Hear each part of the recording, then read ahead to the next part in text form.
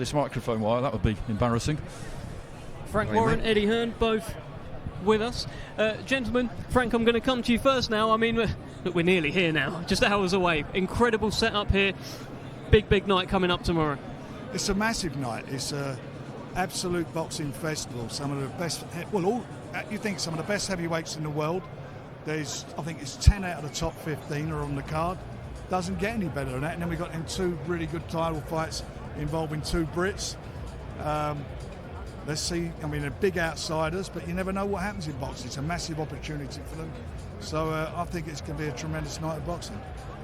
Eddie, you've got 3 fighters on the card, and it's very possible that you could walk out of here on Saturday night having witnessed 3 really big performances, because they are a trio of exceptionally talented guys. Yeah, I'll take 3 wins, whatever way they come. But I do think you're right. I mean, when you look at the breakdown of the fights, there's something about AJ this week. I don't know whether we're just getting excited by the Ben Davison link-up, but we're seeing a different side of him in sparring and in preparation. He's still got to translate in the ring on the night.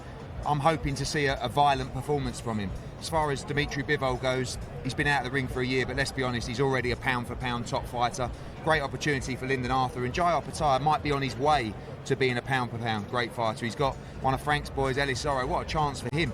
You know, he's stepping up well beyond the levels, but we saw Jordan Thompson try to do that, and you know, that he came unstuck quite quickly. So Ellis has got to be ready, because Opetaia's an animal.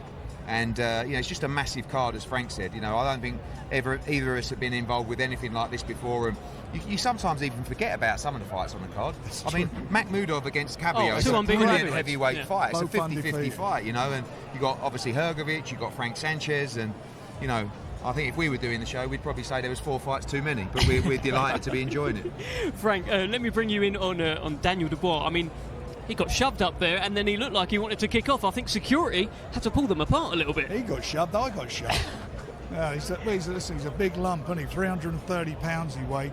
He's just trying to intimidate Daniel. He thinks Daniel's got a weak mentality, and I think he'll be proven wrong. You know, one thing's for sure, all the pushing and shoving don't mean nothing. It's when the bell goes, first bell, and they got to get out there, then we'll in the middle of the ring, and then we'll see who is the best. I really do think that Daniel's going to put in a real explosive performance tomorrow. He's got the bit between his teeth. I've never seen him like this, to be quite honest. He really is up for this fight. Is that a good thing or a bad thing? The fact that he got the shove and then he was kind of like, yeah, come on over there. Is that a good thing or a bad thing from Daniel? What do you think? I think it's a bad thing, because I got shoved. It's look, at the end of the day, it is what it is, and we see all these sorts of things happen at weigh-ins and whatever. What counts is what they do in the ring. And that's it. And I was surprised how heavy he was. I never realised he was such a big lump.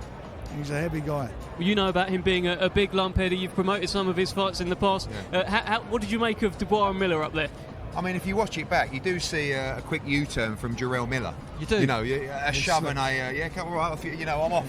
So he talks a great game. I've got my own opinions of Jarrell Miller, but one thing I will say is he's a huge lump. He's a good volume puncher. He's got a good engine, and he's got a very good chin. Daniel Dubois, one of the biggest punchers in the heavyweight division, but you want to see he needs to put a dent in Jarrell Miller early. If this starts going 6-7 rounds and Miller's got the same engine that he used to have, it's going to be a tough night's work for Daniel. But, you know, like Frank said, it's the first time I've really met him. Lovely young man.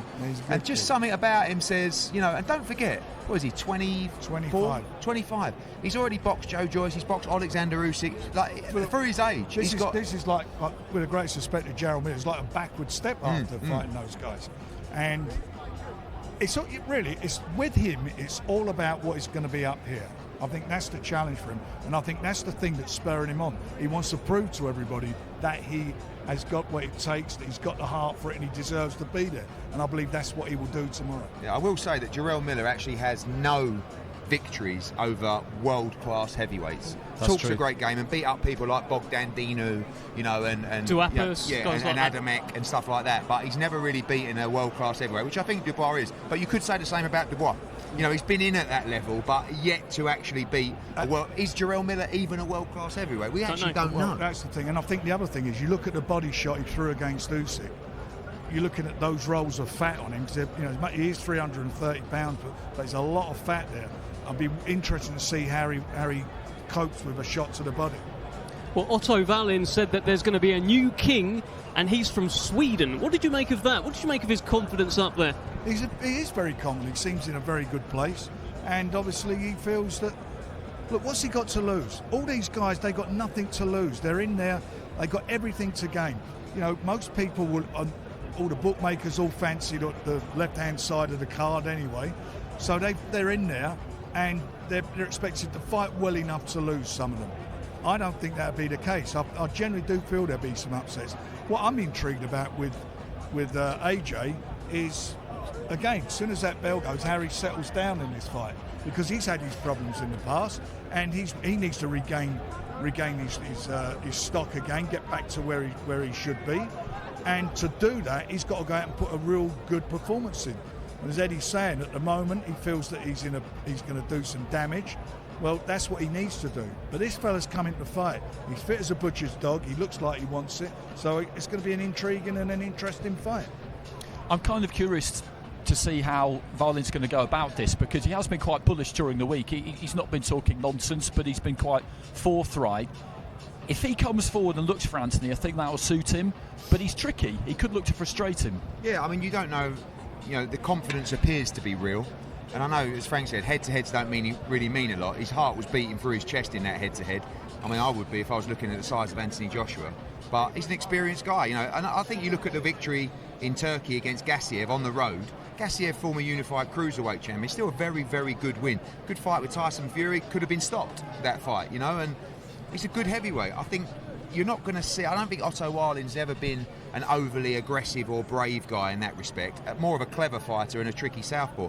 He's afforded to be aggressive against people like Brazil and against people like Gassiev as well. But I don't think he'll want to be aggressive against Joshua. They've sparred many rounds. He knows how hard Joshua hits as well.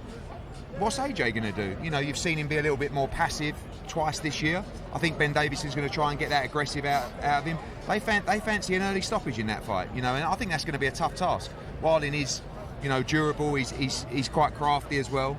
But I think if he could stop him in the first half of the fight, it'd be a hell of a statement.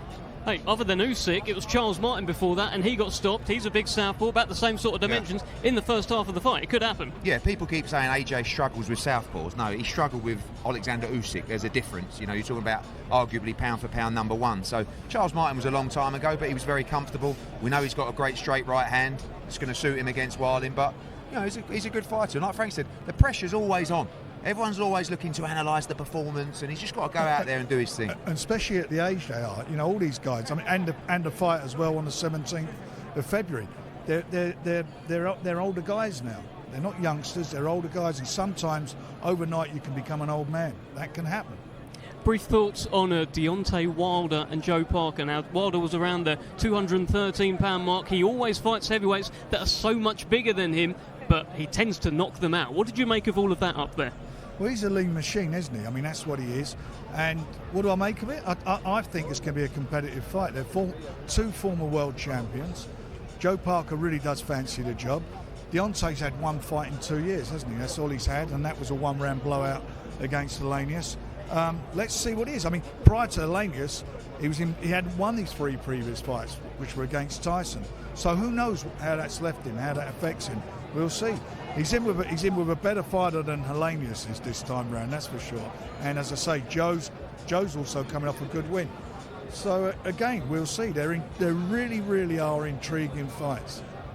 Eddie, you know Joe and Andy really well, and they've got some serious momentum, and there's a bit of a vibe around them, I think. Yeah, I mean, firstly, I think Andy Lee, away from being a lovely bloke, he's a very good trainer. There's a great feeling in that camp. You know, you can hear them all when Parker goes up there. He fancies it, you know, and as long as he can move in the fight and he can show feints and just don't stand still. The minute he stands still, and he does that, he tends to do it in fights, he's going to be in trouble. Deontay Wilder just, I think, presumes he's going to take everybody out with that right hand. But let's not sort of take away from Deontay Wilder being, one round in 2 years. I mean, you're talking about a guy, everyone likes to overanalyse what AJ says. This is a guy that self-proclaimed went into a retreat to take some kind of hallucinogenic medicine to find himself. So where's he at? How will that affect him? And he seemed very friendly. I mean, last night we were at photos. He was sitting down talking to Parker, having a chat and a laugh. I mean, he's been looks like he's been on holiday this week. He's here with his wife. But don't get me wrong, he's a dangerous, dangerous man. If Parker can get into that fight And we've seen Wilder come back from behind before. Like, look at the Ortiz fight, particularly the second one. Lost every round. But he has the equaliser, and if he hits Parker on the chin, he's going to take him out. And people talk about will AJ come through. Look out for that one as well. Two tough fights. That's a real valid point. He asked Tyson for a bit of advice on it, and Tyson told him, "Got to keep out, don't get hit for 36 minutes," and that's about it. Because if he catches you, you're in trouble. There's no doubt about it. He's so loose-limbed. Everything he throws comes right from these boots, and he catches you, he does hurt. I mean, you've got to look what he did with Tyson in the last fight. He had him on the floor twice.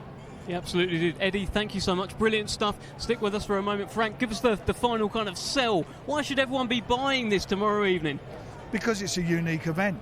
You've got 8 fights in their own right are all top of the bills, and we've got a situation here which is unique and never happened before. So I don't know, what time are we on the air tomorrow? What time's the first fight? 7 o'clock? 7 o'clock. To sit there and fight after fight after fight that come through, and they're all good quality fights. This is a real Christmas present for the fans. Brilliant card. Enjoy it. Thank you, Frank. Thank you, Andy. Thank you, Eddie Hearn.